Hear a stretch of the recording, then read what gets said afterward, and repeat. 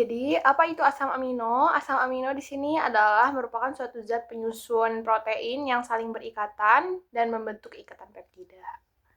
Terdapat 20 jenis asam amino yang diklasifikasikan berdasarkan kategorinya, yakni yang pertama ini klasifikasi berdasarkan esensialitasnya. Nah, di kategori ini asam amino dibagi menjadi dua, yaitu asam amino esensial dan asam amino non esensial.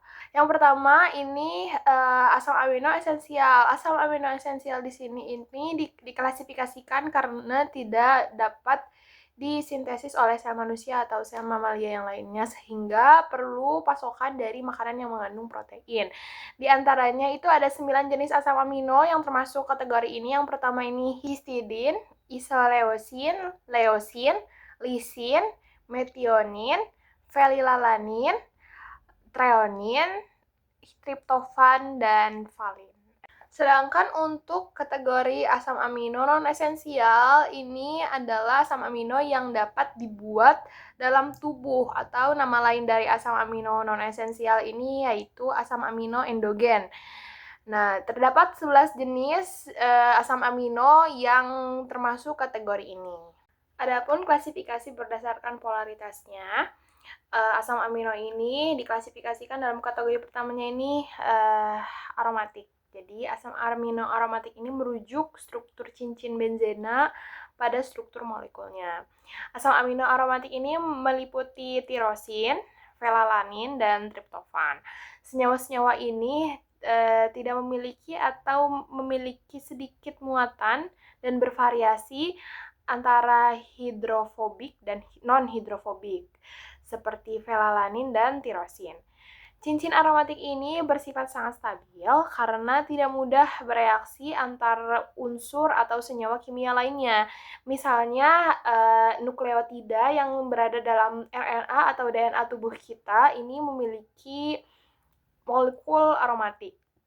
Kelompok amino dari senyawa aromatik ini bersifat aromatik tetapi dengan muatan positif yang lemah dan sifatnya yang hidrofilik.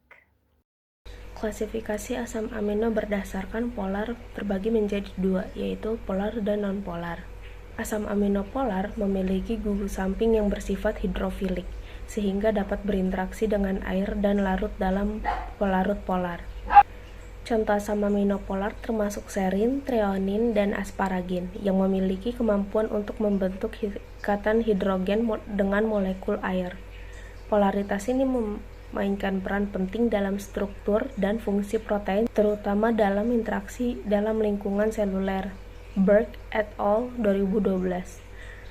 Sedangkan nonpolar, di sisi lain, memiliki rantai samping yang bersifat hidrofobik, sehingga cenderung tidak larut dalam air dan lebih stabil dalam lingkungan yang tidak polar.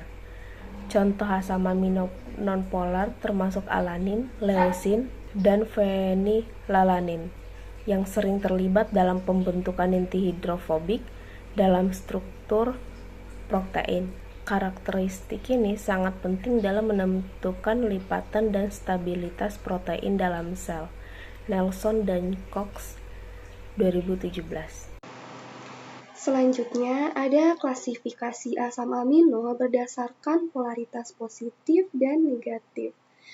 Untuk asam amino bermuatan positif, seperti lisin, arginin, dan juga histidin, memiliki gugus samping yang bersifat basa dan cenderung menerima proton. Polaritasnya itu tinggi karena kemampuannya membentuk ikatan hidrogen dan interaksi elektrostatik dengan molekul bermuatan negatif, seperti gugus karboksilat atau fosfat. Nah, sebaliknya, asam amino bermuatan negatif seperti asam aspartat dan juga asam glutamat memiliki gugus karboksilat yang melepaskan proton, sehingga menghasilkan muatan negatif. Hal ini yang menjadikan asam amino asam menjadi polar karena gugus bermuatan negatif itu mudah membentuk ikatan ionik dan ikatan hidrogen dengan molekul bermuatan positif, seperti ion logam atau gugus amina.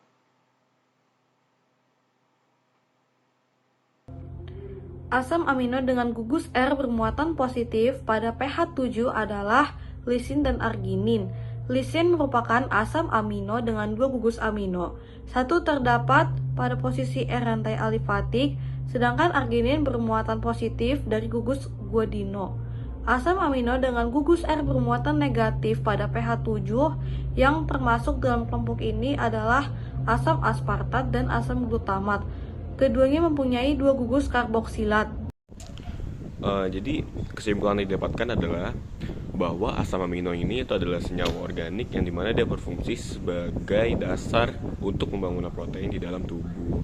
Dan juga asam amino ini itu terdiri dari gugus amino yang dimana bentuknya itu NH2 dan juga gugus karboksilat atau COH dan juga gugus R yang dimana gugus R ini akan menentukan tipe apa atau jenis apa dari si asam amino ini. Dan juga asam amino ini tuh terdapat 20 jenis umum yang telah ditemukan. Dan dari 20 jenis ini itu dibagi lagi menjadi dua bentuk umum. Yang pertama itu adalah asam amino esensial dan juga asam amino non esensial. Dan perbedaan dari kedua tipe ini yang esensial itu harus kita peroleh dari makanan yang kita makan.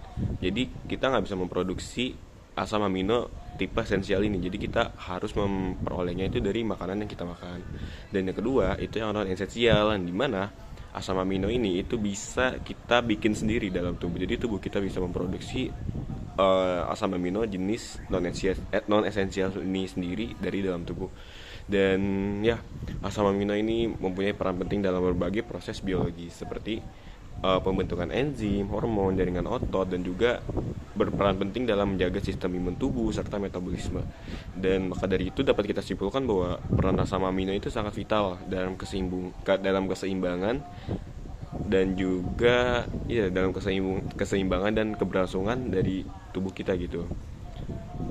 Jadi itu kesimpulan yang dapat saya sampaikan. Terima kasih.